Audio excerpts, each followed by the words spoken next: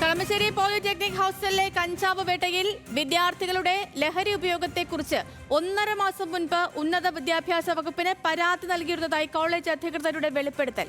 വിശദമായ വിവരങ്ങൾ ഉന്നത വിദ്യാഭ്യാസ ഡയറക്ടറിനെ കത്ത് മുഖേന അറിയിച്ചിരുന്നതായും കോളേജ് അധികൃതർ. അതേസമയം കോളേജ് ഹോസ്റ്റലിലേക്ക് പുറത്തുനിന്ന് ആർക്കും എളുപ്പത്തിൽ കയറാമെന്ന് സാങ്കേതിക സർവകലാശാല വിഭാഗം റിപ്പോർട്ട് നൽകി. കേസിൽ പ്രതികൾക്കായുള്ള കസ്റ്റഡി അപേക്ഷ പോലീസ് ഇന്ന് കോടതിയിൽ സമർപ്പിക്കുകയും ചെയ്യും. കൂടുതൽ വിവരങ്ങളുമായി സഹിൻ ആന്റണിയാണ് നമുക്കൊപ്പം ഉള്ളത്.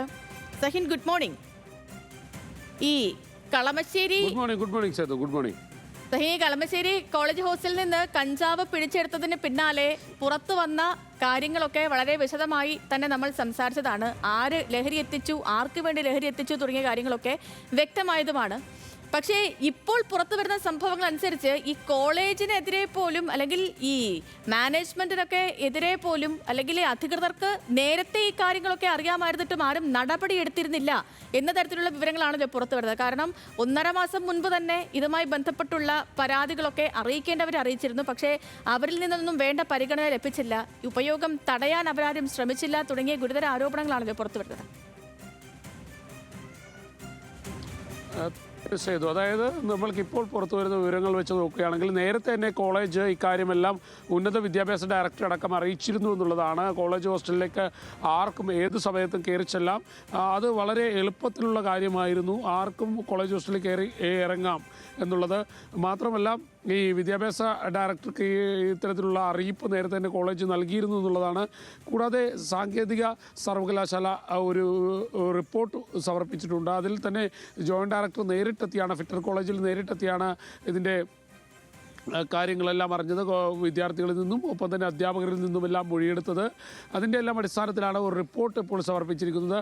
ആ റിപ്പോർട്ടിൽ തന്നെ പറയുന്നൊരു കാര്യം കോളേജ് ഹോസ്റ്റലിൽ ആർക്കും കയറാം എന്നുള്ളതാണ്. അതായത് എന്തും ചെയ്യാൻ കഴിയുന്ന ഒരിടമായി കളമശ്ശേരി പോളിടെക്നിക് കോളേജും അതിൻ്റെ ഹോസ്റ്റലും മാറിയിരുന്നു എന്നുള്ളതാണ് മനസ്സിലാക്കേണ്ടത്. അതുകൊണ്ട് തന്നെ ആയിരിക്കാം ഒരുപക്ഷെ പ്രിൻസിപ്പാൾ അടക്കമുള്ളവർ ഒരു ഗതിയുമില്ലാതെ പോലീസിൽ പരാതി നൽകേണ്ടി വന്നത്. നേരത്തെ ഇപ്പോൾ ലഭിക്കുന്ന വിവരമനുസരിച്ച് 1.5 മാസം മുൻപ് തന്നെ പൊതുവിദ്യാഭ്യാസ ഡയറക്ടർ അടക്കം കാര്യങ്ങൾ അറിയിച്ചിരുന്നു എന്നുള്ളതാണ്.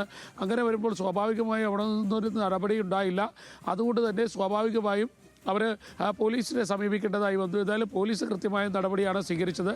മറ്റൊന്ന്, ഈ കേസുമായി ബന്ധപ്പെട്ടുകൊണ്ടുള്ള പ്രതികളെ കസ്റ്റഡിയിലെടുക്കാൻ പോലീസ് തീരുമാനിച്ചിരിക്കുകയാണ്. 2 ഹിന്ദിക്കാരെ ഒഴിച്ച്, അതായത് അന്യ സംസ്ഥാനക്കാരായ 2 തൊഴിലാളികളെ ഒഴിച്ച് മറ്റെല്ലാവരെയും ഇന്ന് തന്നെ കസ്റ്റഡിയിലെടുക്കാനാണ് പോലീസിൻ്റെ തീരുമാനം. കാരണം കോളേജ് ഹോസ്റ്റലിലേക്ക് വന്ന 2 കിലോ കഞ്ചാവ് ഇനിയും കണ്ടെത്താനുണ്ട്. അത് മറ്റാർക്കെങ്കിലും വിൽപ്പന നടത്തിയോ അതുമല്ലെങ്കിൽ അത് നശിപ്പിച്ച് കളഞ്ഞോ, കാര്യങ്ങളെല്ലാം പോലീസിന് അറിയേണ്ടതുണ്ട്. പോലീസിൻ്റെ ഒരു വിവരമനുസരിച്ച് അത് വിൽപ്പന നടത്തിയിരിക്കാമെന്നുള്ളൊരു നിഗമനത്തിലാണ് പോലീസ് എത്തിച്ചേർന്നിരിക്കുന്നത്. മറ്റ് അന്യസംസ്ഥാനത്ത് നിന്ന് വന്ന ആളുകളുടെ ആ പിടിയിലായിട്ടുള്ള 2 പേരുടെ അവരുടെ കൂട്ടാളികളെ കണ്ടെത്തേണ്ടതുണ്ട്. ഇതിന്റെ ഉറവിടം കണ്ടെത്തേണ്ടതുണ്ട്. അതുകൊണ്ട് തന്നെ മുഴുവൻ പ്രതികളെയും പോലീസിന് കസ്റ്റഡിയിലെടുക്കേണ്ടത് ആവശ്യമാണ്. ചെയ്തു.